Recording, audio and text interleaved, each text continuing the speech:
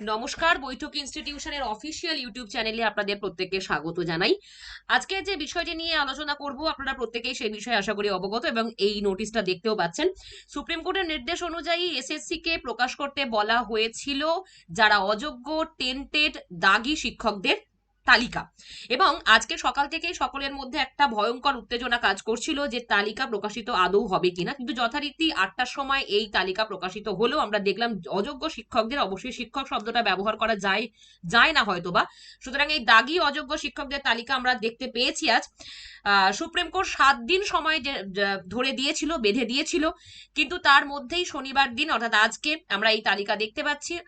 রাজ্যের অ্যাডভোকেট কল্যাণ বন্দ্যোপাধ্যায় বলেইছিলেন যে শনিবারের মধ্যেই এই প্রকাশিত হবে এই তালিকা। যথারীতি আজকে 1804 জন অযোগ্য প্রার্থীদের নামের তালিকা প্রকাশ করে দিল স্কুল সার্ভিস কমিশন, এবং এই অযোগ্য প্রার্থীদের রোল নম্বর, সিরিয়াল নম্বর একসাথে নাম প্রকাশ করেছে কমিশন।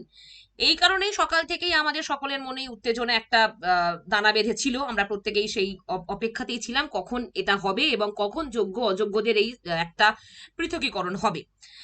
এবার বিষয় হচ্ছে যে এটা প্রথম লিস্ট, প্রথম তালিকা প্রকাশিত হলো। সূত্রের খবর মারফত জানা যাচ্ছে যে আরেকটি তালিকা প্রকাশিত হতে পারে, সেটা 96 জনের একটি তালিকা। সেই তালিকা নাকি এখনো বাকি আছে, সুতরাং সেটা আবার কবে প্রকাশিত হবে সেটার দিকে আমরা অবশ্যই তাকিয়ে থাকবো। তবে এটা হলো আজকের বিষয়, এবং এই নোটিশটি যদি আপনারা চান, যদি আপনাদের কাছে না থেকে থাকে, অবশ্যই নোটিশটি পেয়ে যাবেন। মানে এই পিডিএফটা আছে অফিসিয়াল যে ওয়েবসাইট এসএসসির, সেখানে সবটা দেওয়া আছে।